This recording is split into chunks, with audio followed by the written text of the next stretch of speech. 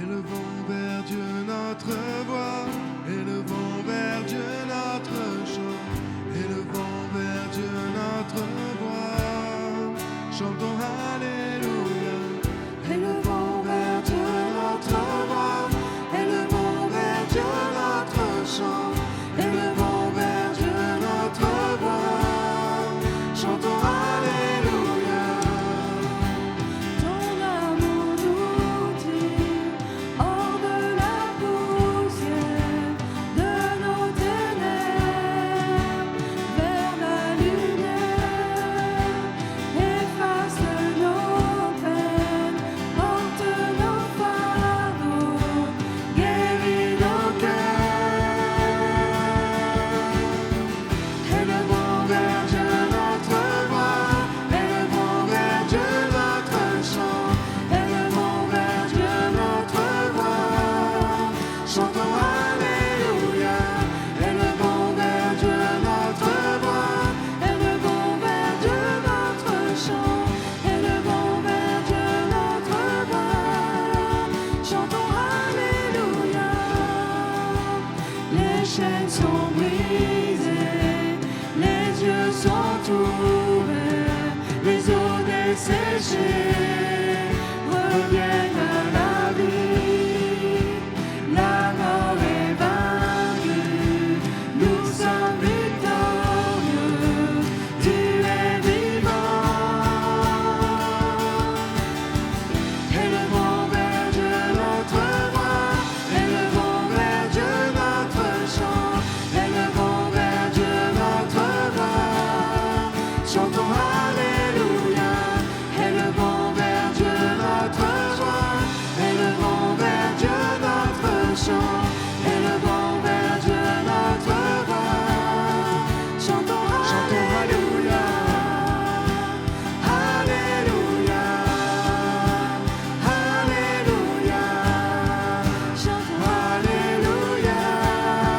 Chantons Alléluia. Alléluia. Alléluia. Alléluia. Élevons vers Dieu notre voix, élevons vers Dieu notre chant, élevons vers Dieu notre voix, chantons Alléluia. Élevons vers Dieu notre voix, élevons vers Dieu notre chant, élevons vers Dieu notre voix, chantons Alléluia. Élevons vers Dieu notre voix, élevons vers Dieu notre chant, élevons vers Dieu notre voix, chantons Alléluia. Élevons vers Dieu notre voix, élevons vers Dieu notre chant, élevons vers Dieu notre voix, chantons Alléluia.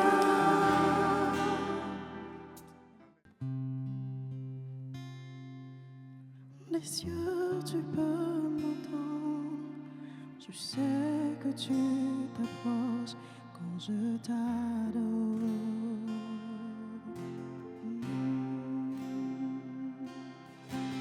Pris par ton amour, les vagues, les vents viendront, mais je demeure.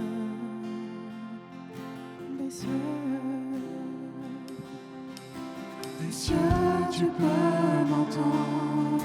Je sais que tu t'approches quand je t'adore.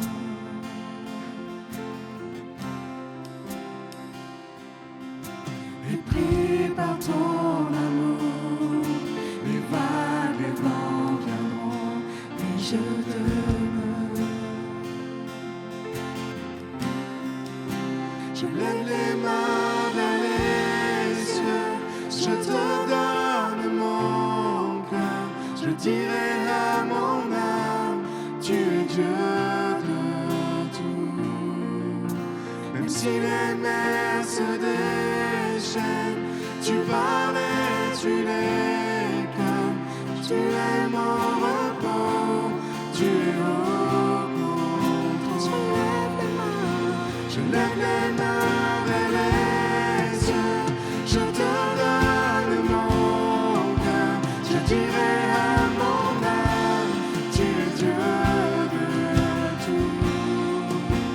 Même si les mers se déchaînent, tu parlais, tu les calmes, tu es mon repos, tu es au contrôle.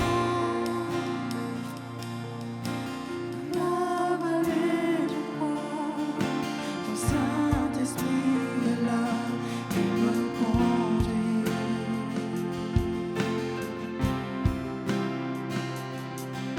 Tu me guides à chaque étape, parle-moi encore, j'ai besoin de toi.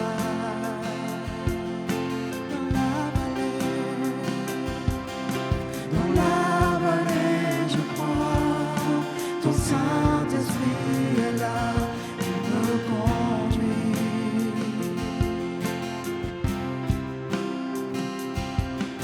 Tu me guides à chaque étape, parle-moi encore, j'ai besoin de toi.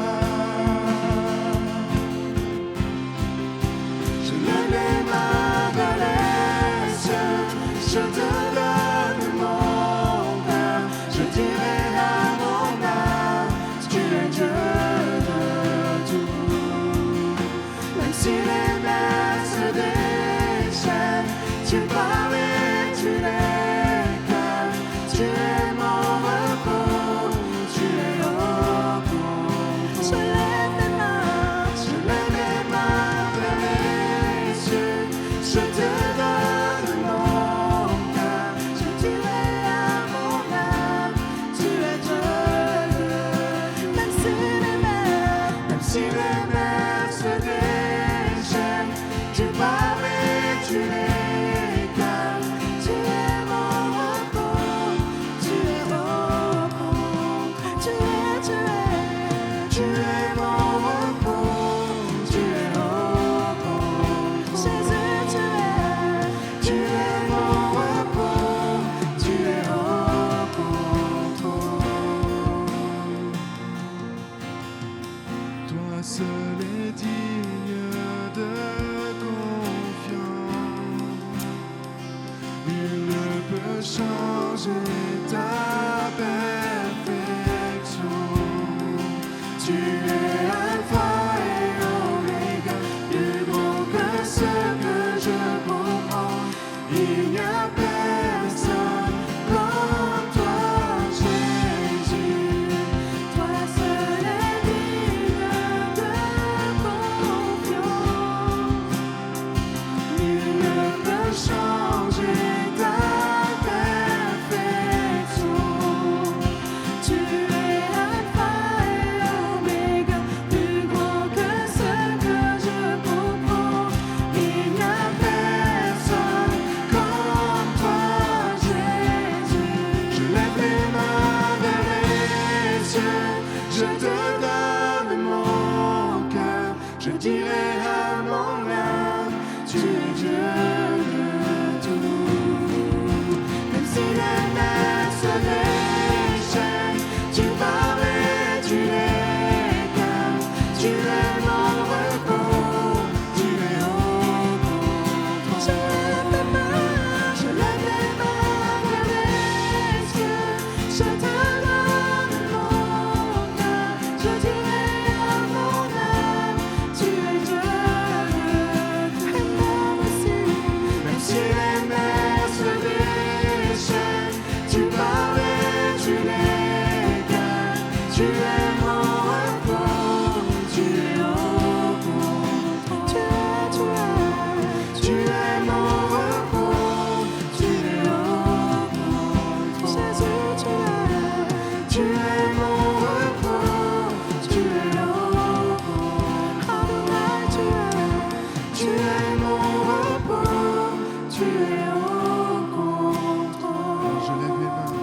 Je lève les mains vers les cieux. je te donne mon cœur, je dirai à mon âme, tu es Dieu de tout.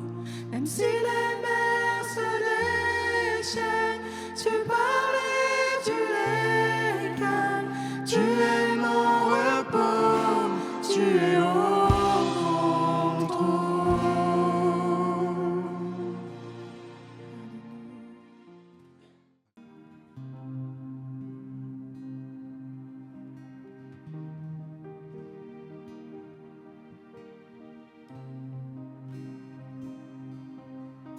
La terre entière est remplie de ta gloire. Les ténèbres s'enfuient à l'écho de ta voix. La création tout entière contemple la splendeur du lion de Juda. Ô roi, tu parles ceux qui aiment en repentir. Tu déclares ceux qui n'existent pas surgir. Tous les peuples et toutes les nations du monde regardent à toi, Adonai. Oh roi, Saint, Saint, Saint, ô Éternel, toi qui as fait terre et ciel, je t'adore, oh Dieu, je t'adore, oh Dieu, tout en moi reconnaît que tes œuvres sont parfaites, je t'adore, oh Dieu, je t'adore, oh Dieu, Saint, Saint, Saint, ô Éternel, toi qui as fait terre et ciel, je t'adore, oh Dieu, je t'adore, oh Dieu, tout en moi reconnaît que tes œuvres sont parfaites, je t'adore, oh Dieu, je t'adore, oh Dieu. La terre entière est remplie de ta gloire. Les ténèbres s'enfuient à l'écho de ta voix. La création tout entière contemple la splendeur du lion de Juda. Oh roi, tu parles ceux qui aiment en repentir. Tu déclares ceux qui n'existent pas surgir. Tous les peuples et toutes les nations du monde regardent à toi, Adonai. Oh,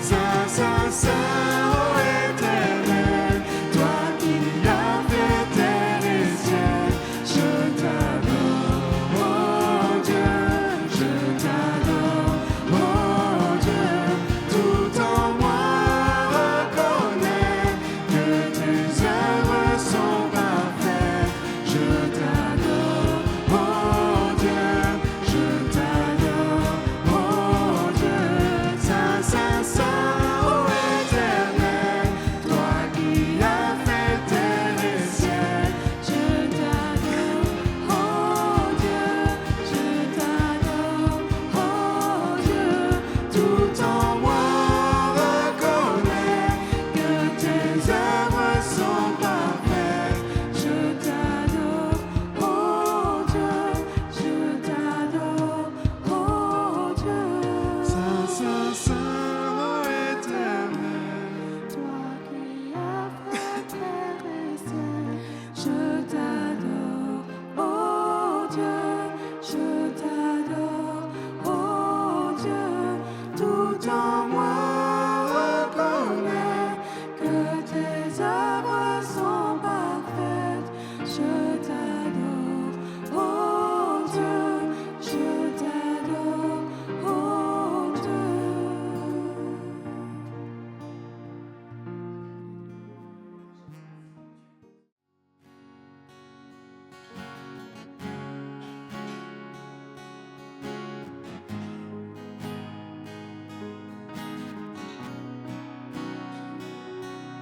ce que l'homme ne peut, Seigneur, tu le peux. Tu le peux. Ton nom est Jésus. Ce que l'homme ne peut, Seigneur, tu le peux. Tu le peux. Ton nom est Jésus. Ce que l'homme ne peut, Seigneur, tu le peux. Tu le peux. Ton nom est Jésus qui créa le ciel et la terre, fit revivre les eaux desséchées, de la mort par amour triomphant. Toi seul l'as fait, oui tu l'as fait. Qui pouvait séparer les eaux, faire descendre l'œuvre du ciel, nous remplir de son Esprit Saint. Toi seul l'as fait, oui tu l'as fait. Ce que l'homme ne peut, Seigneur, tu le peux. Tu le peux. Ton nom est Jésus. Ce que l'homme ne peut, Seigneur, tu le peux. Tu le peux. Ton nom est Jésus. Ce que l'homme ne peut, Seigneur, tu le peux. Tu le peux.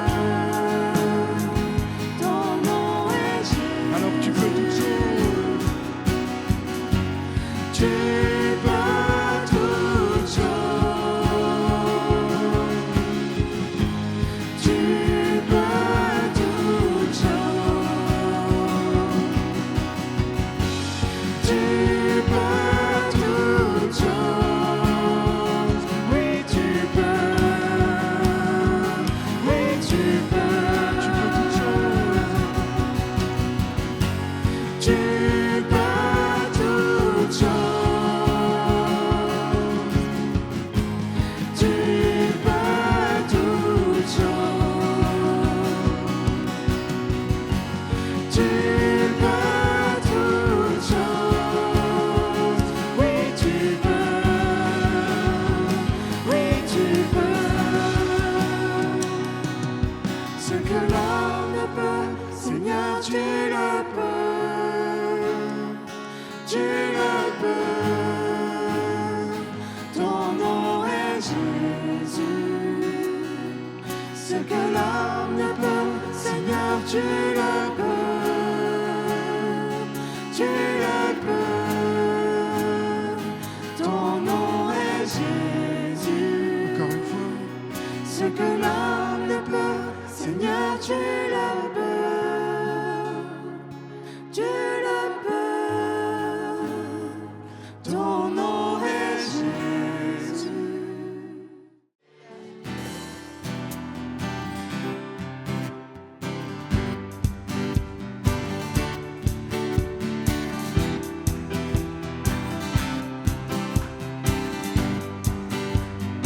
Tu as changé l'eau en vin. Tu as changé l'eau en vin. Ouvert les yeux par ta main. Nul n'est comme toi. Comme toi. Alors dans le ténèbre tu brilles. Dans les ténèbres tu brilles. Nous revenons à la vie. Nul n'est comme toi. Comme toi.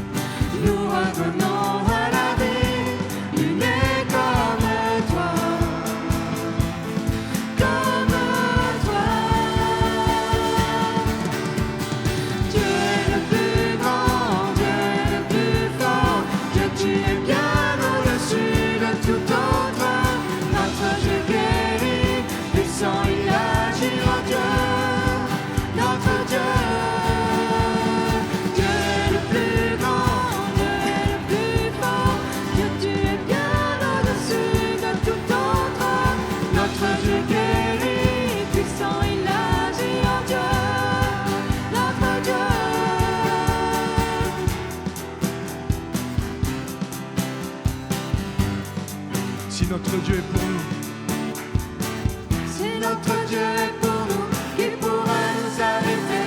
Et si Dieu est avec nous, qui sera contre nous? Proclame-le ce matin. Qui pourra nous arrêter? Et si Dieu est avec nous, qui sera contre nous?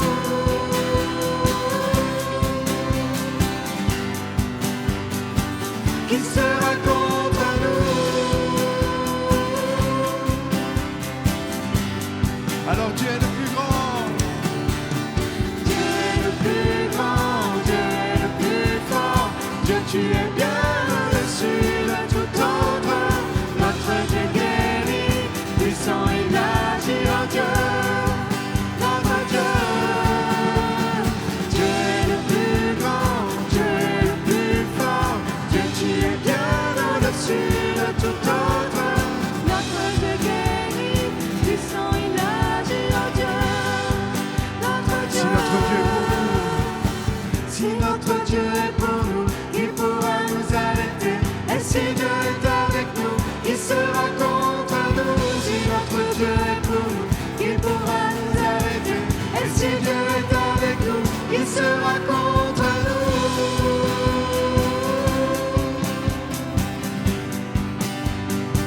Qui sera contre nous?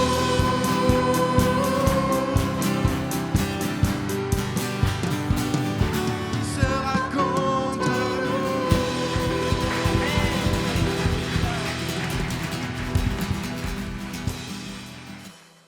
Alors j'ai choisi un texte dans Matthieu 8.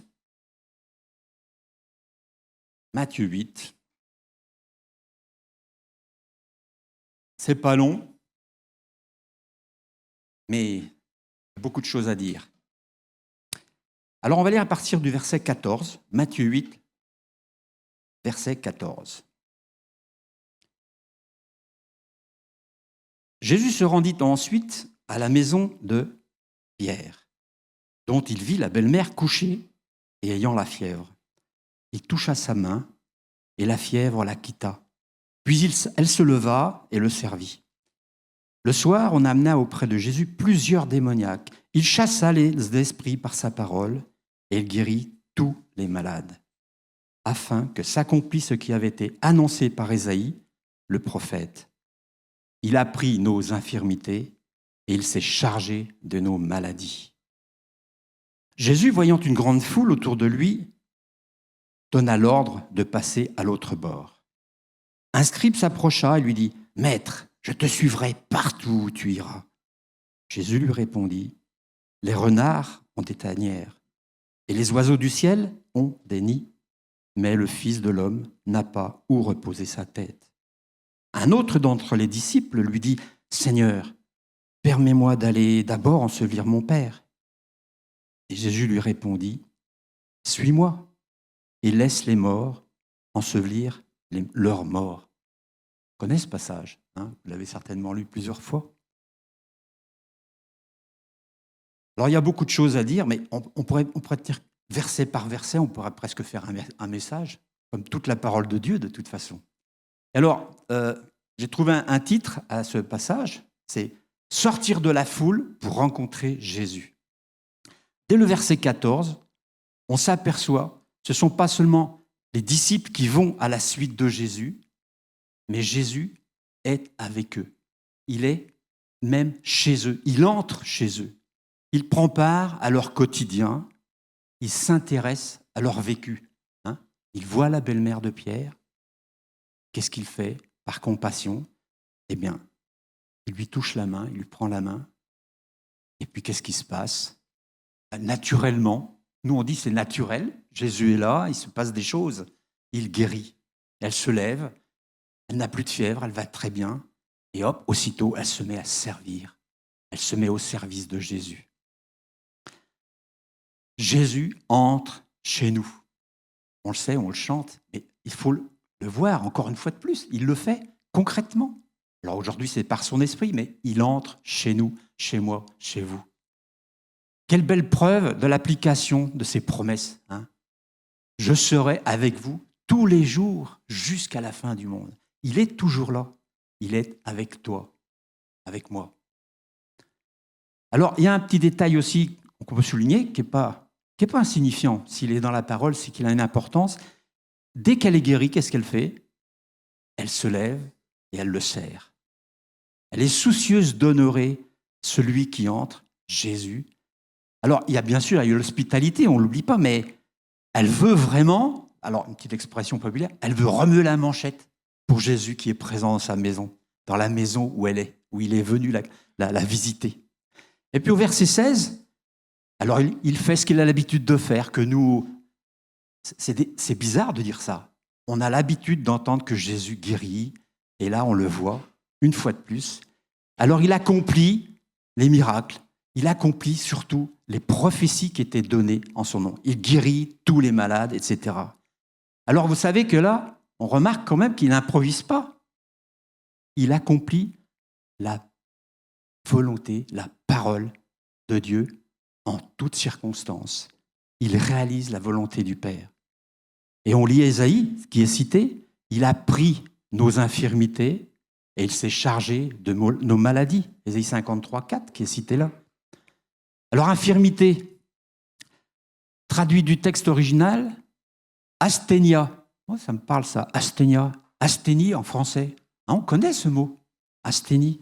Ça traduit un manque de force, les infirmités du corps, la faiblesse de notre santé. Et bien tout ça, Jésus, il a pris.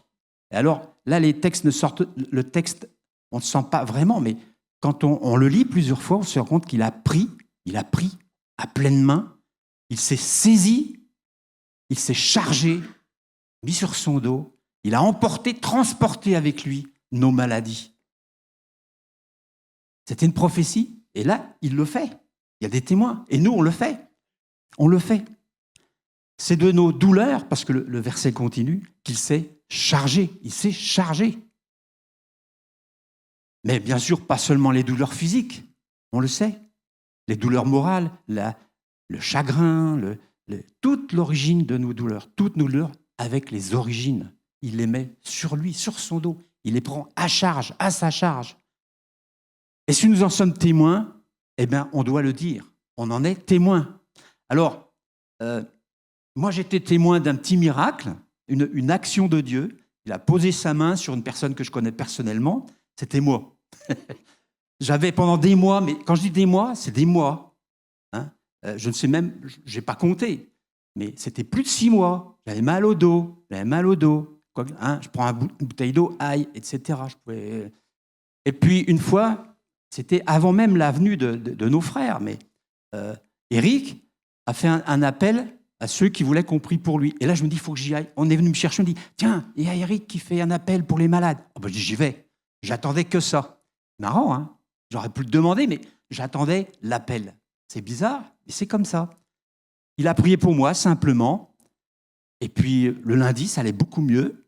Alors, je faisais du kiné et tout ça, mais ça faisait rien, quoi. Et puis, le mardi, j'ai pris la bêche, puis ça va faire 1 mois, plus d'1 mois, ça va. Alors, je ne dis pas que je fais des cabrioles, hein. Bon, ça serait très imprudent. Mais je n'ai pas mal, je n'ai plus mal. Alors, témoignons de ce que le Seigneur fait dans nos vies. Hein. Il n'y a pas de petits témoignages. Il n'y a pas de petits témoignages. La belle-mère est guérie, elle se lève, elle sert le Seigneur. Là. Alors, c'est peut-être matériel, mais nous aussi, ça peut être matériel, mais ça peut être aussi, on est témoin, donc on témoigne. Tout simplement. Tout simplement. Même si on veut mettre à l'épreuve, on n'est pas trop sûr, on attend un peu, mais on témoigne. On témoigne. Et puis, alors, il y a un truc, c'est bizarre. Jésus, voyant une grande foule tout autour de lui, donna l'ordre de passer à l'autre bord. Bien. Alors, c'est une grande foule. Une foule, c'est déjà pas mal. Hein, une foule, mais une grande foule, ça doit être impressionnant. Vous croyez pas? Et puis lui, il s'en va. Passons à l'autre bord. Les gens arrivent vers lui. Lui qui est venu pour les gens, pour la foule, pour nous, il s'en va. C'est bizarre ce truc-là. C'est bizarre. Il attire les gens quand même, puisqu'ils viennent. On comprend cette attirance, puisque si on est là, c'est pour venir à lui. Alors pourquoi ces gens se sont-ils déplacés pour voir Jésus? Est-ce que c'est pour ce qu'il leur dit, ce qu'ils ont entendu? Pour ce qu'il fait? Pour ce qu'il a promis? Pour ce qu'il donne? On peut se poser. Moi, je me pose des fois cette question parce que c'est important de savoir pourquoi on vient à Jésus, pourquoi on est venu à lui. Je pense que peut-être vous posez cette question-là aussi, non? Alors surtout, c'est que ces guérisons, ça fait beaucoup de bruit. Ça a été porté très loin. Tout le monde l'a su. Donc, lui qui restitue la santé, il délivre les possédés, les fous, il leur donne une vie saine, il exfiltre des captifs de leur prison intérieure. Ça, c'est extraordinaire. Il guérit. On refait un peu de grec. Thérapéou. C'est thérapie. Il guérit, thérapie. Ouais. Et on est un peu comme M. Jourdain. On fait du grec des fois sans le savoir. Lui, il faisait de la prose. Alors, c'était encore pire. Donc, on se retrouve vraiment dans ce passage où on se demande, je me demande aussi, pourquoi Jésus s'éloigne de la foule. Alors, c'est vrai qu'il est dit le Fils de l'homme. Donc, il est dans sa pleine humanité, là. Alors, il a peut-être, je ne sais pas, mais il ne veut pas non plus être envahi, submergé par une foule très pressante. On dit qu'il doit garder aussi la communion avec son Père, mais il veut aussi maîtriser toute situation. Il peut y avoir des bousculades, il peut y avoir des débordements. Ça, c'est ce que je peux penser, mais on sait aussi qu'un mouvement de foule, c'est imprévisible. Alors, je vais prendre des petits exemples qu'on connaît qui parlent. C'est qu'au quotidien, vous pensez à un parent qui subit l'attachement un peu pressant, même très collant, vous savez, d'une petite tête bouclée de bambin, là. Alors, on aime ses enfants, on en prend soin, mais toujours dans les pattes, omniprésent jusque dans les toilettes, maman, ça peut être lourd. Alors, ce parent, si c'est Dieu, Dieu vous bénisse, bien sûr, il a quand même envie des fois de prendre un peu de distance, de faire reculer un peu ce bambin collant, ce marmot collant. Là, c'est plus un chérubin, c'est un marmot, parce que c'est lourd. Alors, bien sûr, je ne compare pas Christ à nous, mais j'essaye d'expliquer que dans ce que nous prenons du Fils de l'homme, c'est dans toute l'humanité. Donc, il a vraiment été humain, Fils de Dieu, mais incarné, connaissait tout. Et c'est même il a repris dans Daniel 7, verset 13, ce terme de Fils de l'homme. Alors, c'est une faculté humaine de pouvoir se prendre du recul. Faculté humaine nécessaire, c'est pour réfléchir, pour respirer aussi, pour comprendre, et puis décider. En fin de compte, c'est pour être efficace, et puis peut-être pour écouter aussi. Donc Jésus il utilise cette possibilité de retrait, puisque homme, pendant son ministère. Et nous, on a donc la possibilité de le faire aussi. Quand ça chauffe, quand on est très fatigué aussi, on peut prendre un peu de recul.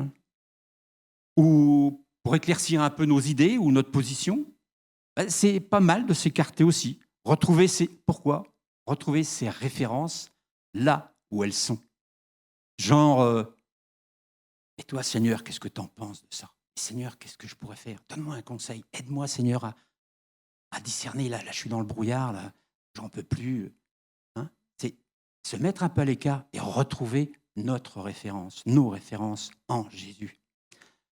Alors, dans cette foule, grande foule, il y a de tout. Il y a sûrement des fans.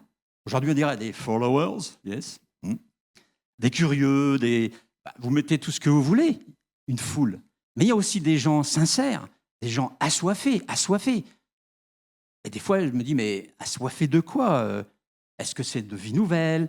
Est-ce que c'est uniquement pour la guérison? Est-ce que c'est pour l'espérance que Jésus apporte? Ou est-ce que c'est simplement pour voir Jésus de près? C'est vrai que dans une foule, il y a moult motivations, dirait un ancien. Si c'est une vague, c'est vraiment une vague qui déferle. Il ne peut pas répondre collectivement comme ça. Il veut répondre à chacun, personnellement. Il ne parle pas à un peuple entier. C'est vrai aussi, il parle à un peuple entier, mais il parle à chaque personne, à chacun de nous, à chaque cœur. Alors, il y a aussi des juifs pieux qui ont été bien enseignés dans la loi, avec une connaissance de la Torah, de la volonté de Dieu, donc apportée par les religieux, etc. Ils fréquentent le temple, etc. Ils ont vraiment une connaissance intellectuelle qui est applicable, on peut mettre en pratique dans le quotidien. Et là, ils rencontrent Jésus. Ils découvrent une dimension divine de la loi. Ah, c'est ça? Ah bon? Alors, ils vivaient avec les références du passé, vous savez, c'est la sortie d'Égypte, etc., le passage de la mer Rouge, la nuée de colonnes de feu, etc., et tous les enseignements de Moïse, etc. Alors, je pose une question. J'aime bien les questions. Moi. Pour nous-mêmes. D'où est née notre foi? D'où est née notre foi? Simplement, à la lumière de ce texte, alors vous allez tous me répondre ça, bien sûr, j'espère, de la rencontre avec le Fils de Dieu, avec Jésus. Je pense que vous allez tous me donner cette réponse. Ce n'est pas de ce qu'on nous a enseigné au caté, ce n'est pas de ce qu'on nous a raconté un intermédiaire. Vous savez, l'homme qui a vu l'homme, qui a vu l'homme, qui a vu l'ours. Hein. Bon, ça peut être pour la découverte ou l'envie. Il nous a donné envie d'en savoir plus, peut-être, mais la foi, elle est vraiment née de la rencontre personnelle avec Jésus. Vous êtes d'accord avec moi? C'est vrai. Alors, un petit témoignage personnel, c'est quand je suis arrivé dans les Ardennes, j'ai atterri dans un lieu d'évangélisation de chrétiens, bien sûr, évangéliques. Et un jour j'ai été pris en charge, entre guillemets, par la femme du pasteur, qui m'a évangélisé gentiment, bien. Et puis elle montrait, si tu as des textes, elle me montrait, puis elle me sort la Bible, et puis Jean 3,16, enfin, tous les classiques. Vous voyez, lisez-le, vous voyez, c'est écrit là. Alors moi, je la regardais. Oui, c'est bien, oui, c'est écrit. Ouais. Alors elle allait dire aux autres, oh, il est dur, il est dur. Ben oui, mais le jour, alors j'ai persévéré, je suis allé plusieurs fois, mais un jour j'ai rencontré le Seigneur. Là, j'ai été face à face avec Jésus. Et là, c'est plus pareil. Hein. Là, on se dit, mince, mais oui, mais c'est vrai, il y a quelque chose. Là, je pouvais dire, après, je disais, c'est écrit là, mais c'est pas le fait de lire qui a changé ma vie, c'est la rencontre avec Jésus. Je suis sorti de cette foule quelque part. Hein.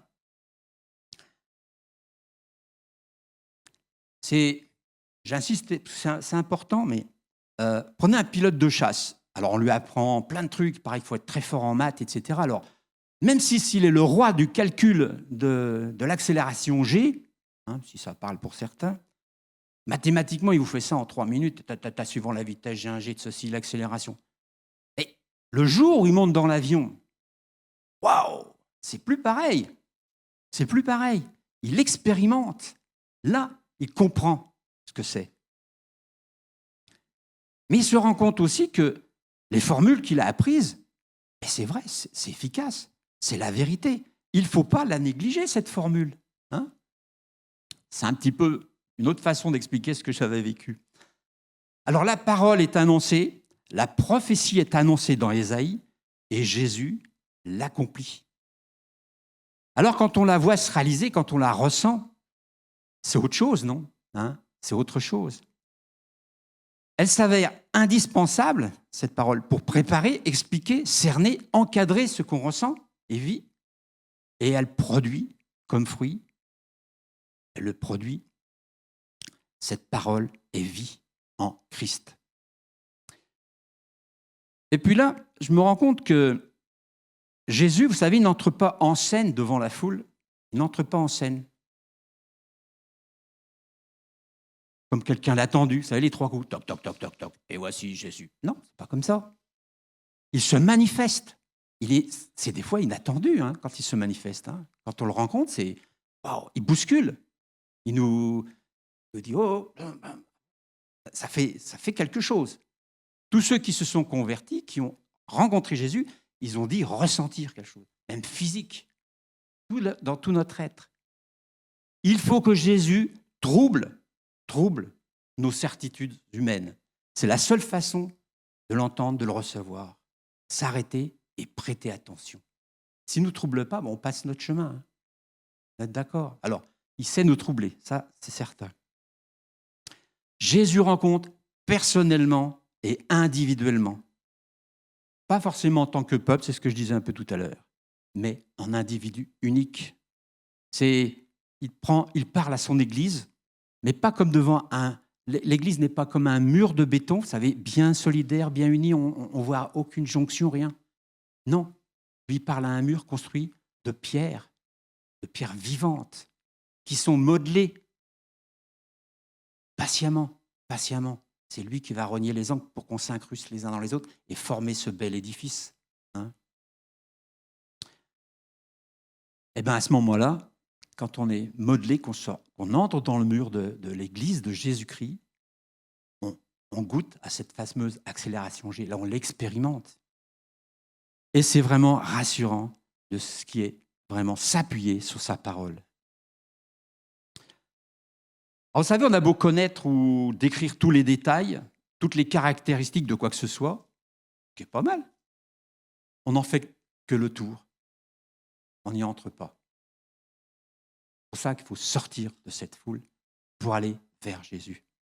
Alors, dans ce texte, on remarque une chose aussi. Les gens qui viennent à Jésus, ils ont une attente, ce que je disais un peu tout à l'heure, avec leur conception, avec peut-être une vision, une certaine espérance qui peut se réaliser, sinon ils ne viendraient pas à Jésus.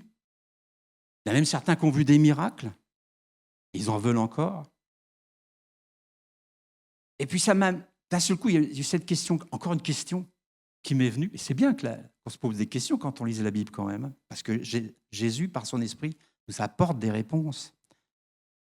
Est-ce que le jeu en valait la chandelle pour ces gens qui s'approchaient de Jésus? Est-ce que ça vaut le coup? Peut-on essayer de vivre la grâce que Dieu tend sans risquer d'être déçu ou sans risquer d'être vacciné? Est-ce que c'est que le vaccin? Hein? Alors on peut être déçu de beaucoup de choses. Un frère, l'Église, ou vacciné parce qu'on est passif, il n'y a plus d'effet, ça ne fait plus d'effet. Bon, on a l'habitude, alors ma foi, ça se passe comme ça. Vous savez, pourquoi je dis ça? C'est parce que ça nous guette quand même des fois, l'endormissement. Et puis, beaucoup tiennent ces propos au XXIe siècle. Autour de nous, on entend ça. Parce que des fois, il y a des chrétiens qui se collent une étiquette, et le pratique de l'étiquette, c'est qu'on peut la décoller, on peut en remettre une autre, on peut changer le graphisme. Bon, pas chrétien, c'était se mettre une étiquette, non? Hein? Je ne pense pas. Pas du tout. Alors, le jeu de venir à Jésus, en vaut-il la chandelle? Qu'est-ce que j'ai à y gagner? Est-ce que mon investissement, ma foi, est-ce que ça vaut le coup? Vous savez d'où ça vient l'expression est-ce que le jeu en veut la chandelle? Je peux m'attarder 3 minutes. Hein. Le texte a été court, je peux être plus long. Alors c'est une expression qui viendrait du XVIe siècle, où les gens qui fréquentaient on dirait des tripots aujourd'hui, des salles de jeu, jouaient de l'argent. C'était la nuit, bien sûr, et c'était à la lumière de chandelles.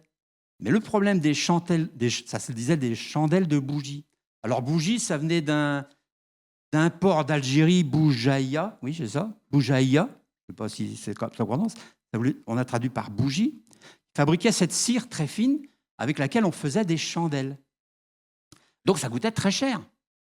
Et comme ils jouaient, il fallait qu'à la fin de la partie, on ait gagné suffisamment d'argent pour payer les chandelles, parce qu'elles étaient facturées. Hein. Ah, la patte du gars était fort, mais le piège du jeu était sérieux quand même. Hein. Va-t-on prendre le risque d'investir pour arriver à ses fins? C'était ça l'idée. Alors, les pauvres, eux, bien sûr, ils ne fréquentaient pas ces milieux-là. Et donc, pour s'éclairer, ils prenaient des tiges de jonc qui trempaient dans du suif. Je ne sais pas comment ils faisaient, mais du jonc, c'est moins... Trempaient dans du suif, et puis ils allumaient le bout. Alors, je pense que la lumière ne devait pas être terrible, peut-être juste assez pour tremper la cuillère dans la soupe, hein, je ne sais pas. Et puis, s'ils étaient un petit peu plus riches, alors la fameuse tige de jonc, il la trempait dans de la graisse animale, donc ça devait brûler mieux, et puis ils allumaient les deux bouts. Et puis, ils avaient une espèce de pingeon, je ne sais plus comment j'ai marqué ça, un brûle-jonc. Pas terrible. C'était déjà un progrès. Il y avait quand même les deux. Hein, quand on brûle la chandelle par le debout, ça parle, ça. Et c'était peut-être plus pratique pour au moins repérer sa paillasse, quoi. Hein.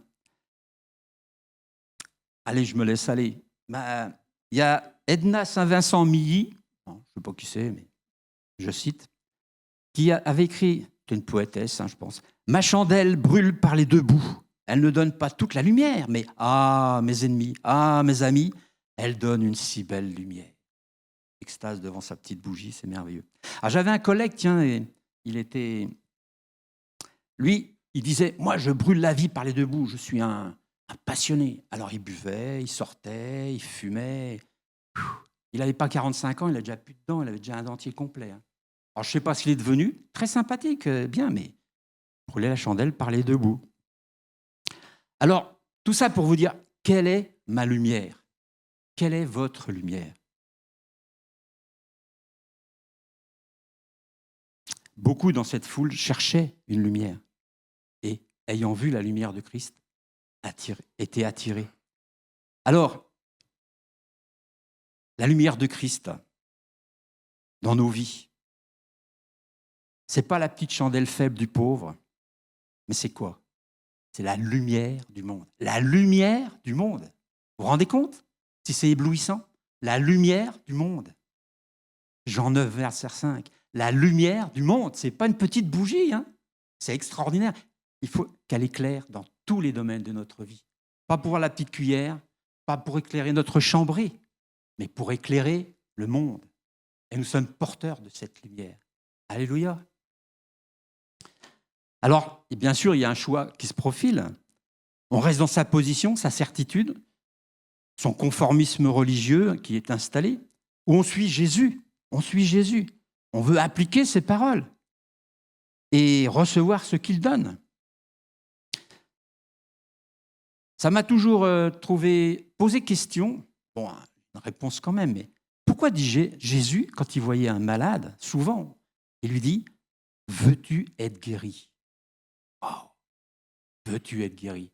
Ça m'a fait repenser à mon truc dès que les Iens étaient venus. « Ah, on prie pour les malades. » J'y vais. J'attendais que ça. Veux-tu être guéri? Et le Seigneur le fait. À son moment, quand il veut, et il le fait. Recevoir sa grâce. Alléluia. Parce que Dieu, bien sûr, il ne répare pas comme nous. Moi, je bricole, mais je recolle mon bout de bois, mais Dieu ne fait pas ça. Il change, il restaure complètement. Mais il demande, bien sûr, de l'accompagner. Hein. On ne doit pas être passif, on doit être acteur dans ce qu'il fait, dans ce qu'il demande. Co-héritier avec Christ. Alors, verset 19, c'est mon petite introduction pour amener mon verset 19. On voit un scribe plein d'élan, plein d'enthousiasme, qui s'approche de Jésus. Il sort de la foule, s'approche de Jésus. Il est sincère. Ça, il faut le saluer. Et il déclare quoi? Vouloir suivre Jésus. Alléluia, on se dit, c'est merveilleux. Il veut suivre Jésus, ce scribe. Il semble très intéressé par la dimension que présente le Fils de l'homme.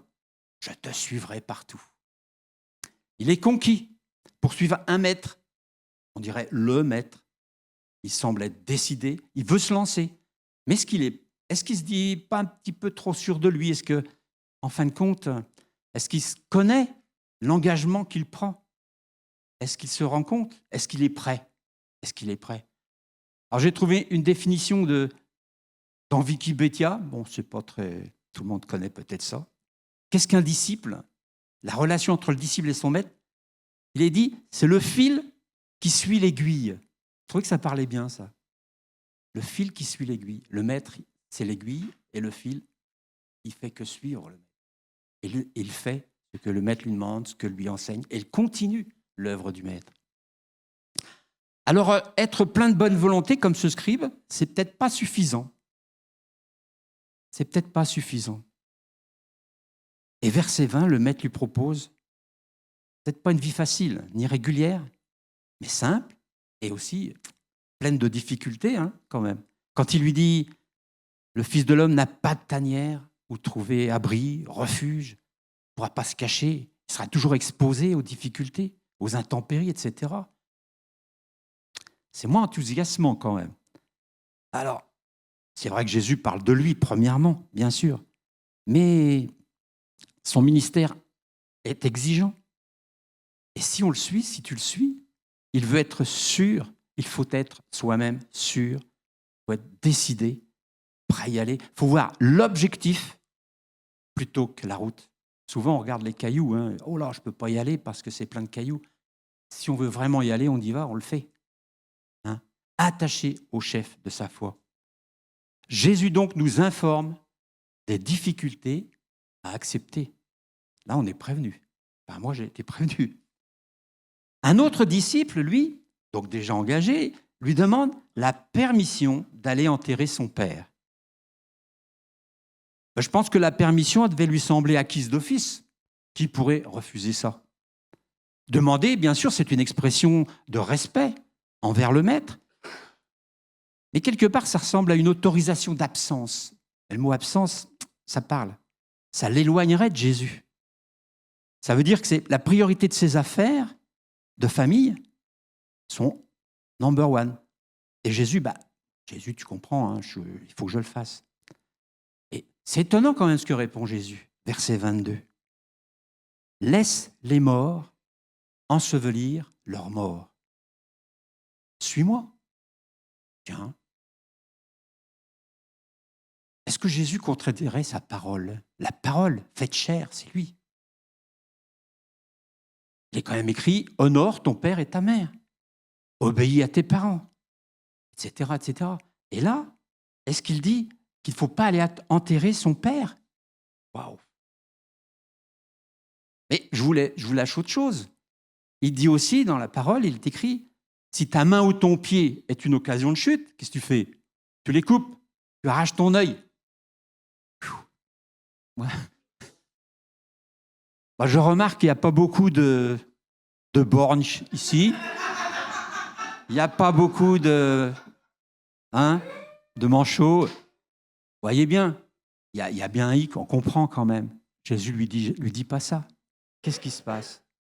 Parce qu'à chaque question que nous, on pose à Jésus, qui sont d'origine charnelle, avec notre pensée, notre intelligence, même de tout notre cœur, et il faut ne pas avoir peur de poser des questions à Jésus. N'ayons pas peur de poser des questions à Jésus. Même si elles peuvent paraître un peu bizarres, posons les questions à Jésus. N'ayons pas peur pour ça. Mais Jésus va élever le débat. Il va avoir son œil, son regard divin. Et là, ça change tout. Il a la connaissance des implications, des tenants, des aboutissants. Il a la connaissance de notre avenir.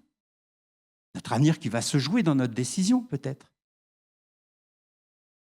Alors, il ne répond pas à notre intelligence. Il voit notre cœur, le cœur de l'homme, le cœur de la femme, le cœur des enfants. Il voit cela.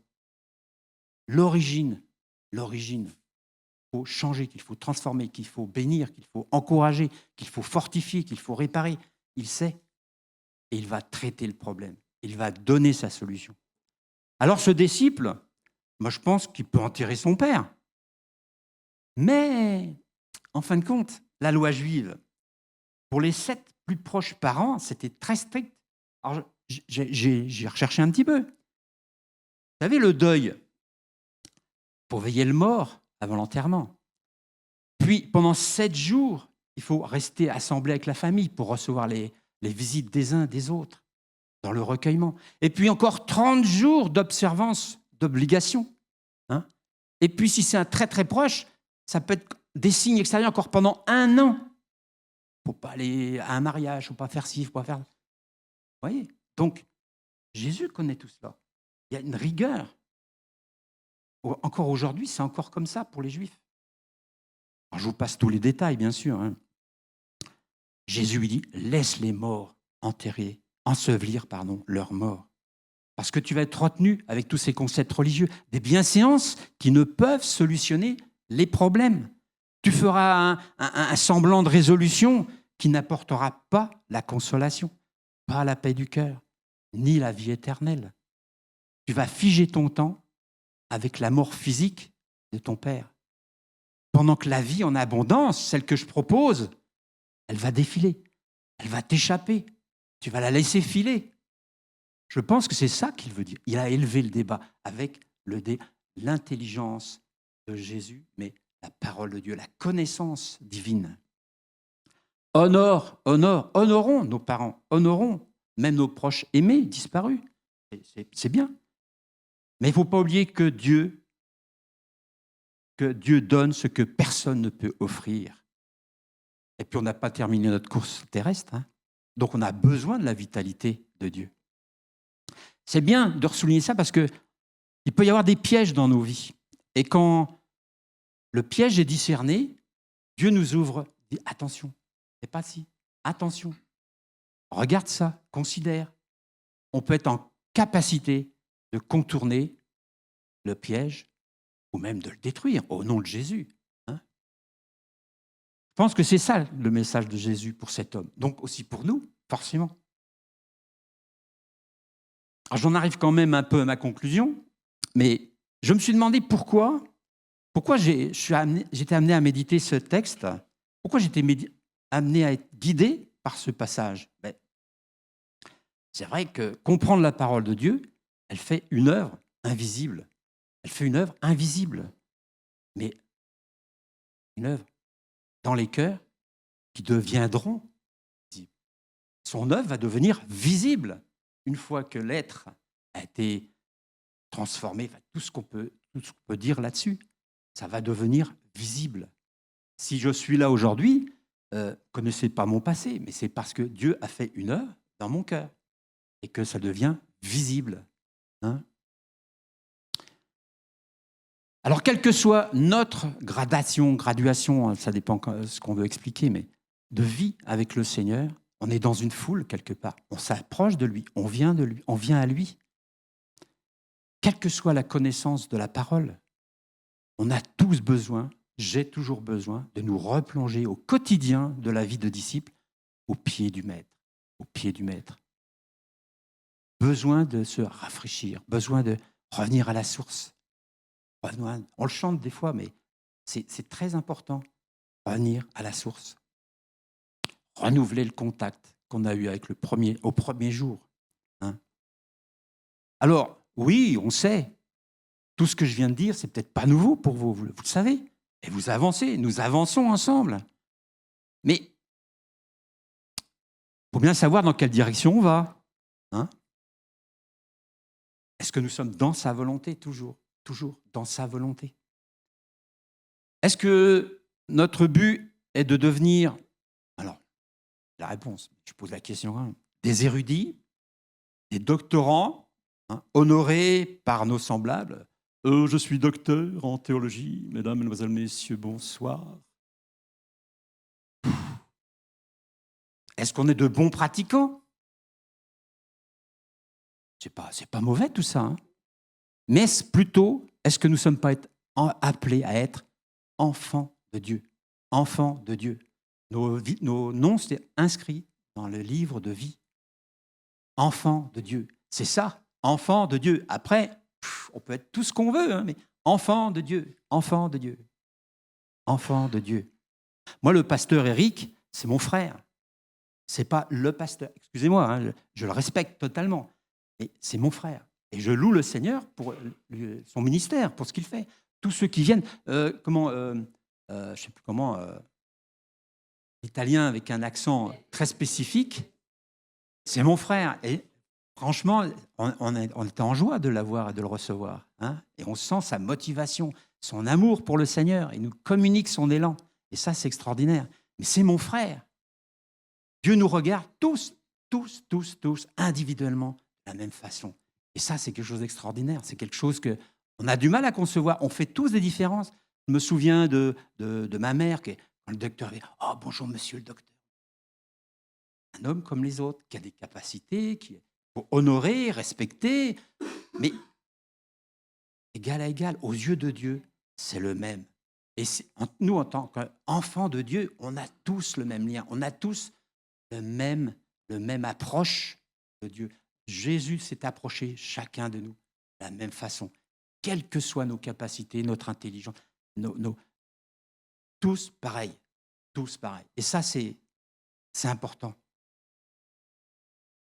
Je suis peut-être un peu éloigné, mais on est toujours dans la parole de Dieu. Vous savez, il est bon de vivre de la présence de Dieu. Vivre la présence de Dieu dans nos vies, en sensation, même avec l'émotion. Hein. Et vous savez que l'émotion, elle peut être instantanée, elle peut être courte, mais elle va produire un sentiment qui, lui, va être beaucoup plus durable. Quand vous avez ressenti une grande joie, oh, alléluia, merci beaucoup, une grande joie, on a un sentiment beaucoup plus positif, beaucoup plus, on a un allant qui va nous permettre de continuer avec cette joie. C'est comme un petit peu, on a remis un peu d'huile sur le feu, puis il reprend, quoi. Donc le sentiment est aussi important. Alors bon, ça pourrait être un autre message, hein, donc je ne vais pas trop m'étaler. Mais on a besoin de vivre cette présence pour accompagner la parole, parce qu'elle a besoin, elle est une vérité tangible, visible, libératrice, salvatrice. Pourquoi on a besoin de ça? Parce que la promesse, les fleuves d'eau vive jaillissent d'où? Les fleuves d'eau vive viennent de où? D'où vont venir les fleuves qui vont jaillir de notre sein, de nous-mêmes, du profond de nous-mêmes? Je reprends un petit peu ce qu'on avait dit tout à l'heure. Alors, si on est dans cette foule, en quelque sorte, on entoure Jésus, on le presse de nous bénir, de nous instruire, de nous guérir, etc. Et puis, des fois, la réponse, ça ne vient pas toujours comme on l'attend ou pas tout de suite. Hein. Des fois, on presse le Seigneur. Notre patience, elle a du mal. Hein. Seigneur, bénis, fais ceci, donne-moi ci. C'est le fruit de l'esprit, ça. C'est le fruit de l'esprit. Hein. Galates 5, 22. Vous les connaissez, le fruit de l'esprit, tout ce que l'esprit va produire. Je vous le lis vite fait. L'amour, la joie, la paix, la patience. On a des fois besoin. La bonté, la bénignité, la fidélité, la douceur. Quand on s'énerve, on n'est pas tout. Le Seigneur veut changer ça. La tempérance, le fruit de l'esprit. Donc la patience, c'est un fruit de l'esprit. Et si Christ semble passer à l'autre bord, pas parce qu'il ne répond pas immédiatement, mais pourquoi? Il ne nous abandonne pas. Il garde l'attention sur nous. Pourquoi? Comme je le disais au début, je suis avec vous, enfants de Dieu, mais je suis avec vous jusqu'à la fin du monde. Je suis avec vous. On a l'impression, c'est qu'une impression, et il est avec nous. Parce que son œuvre, c'est l'œuvre de Dieu. Alors il nous faut donc, bien sûr, l'écouter pour la comprendre. Le scribe ou le disciple, on a pu prendre plein d'autres exemples, mais ça ne serait pas dans ce texte, ont leur compréhension, mais pas la vraie définition du dictionnaire divin. Il a un dictionnaire, le Seigneur, vous ne saviez pas? Le dictionnaire de Dieu. Et on aime bien t'entendre propulser, mais on le retrouve un peu là quand même. Hein. C'est pourquoi Jésus ne les reprend pas. Là, j'ai bien aimé ça. Jésus ne reprend pas ces gens qui viennent à lui. Il leur montre la vision de Dieu. Il leur montre ce que l'Éternel attend d'eux. Non pas ce qu'eux, ils aimeraient ou ce qu'ils attendent. Ce que Jésus veut de mieux pour eux. Alors, c'est vrai que des fois, on a l'impression que c'est deux mondes parallèles.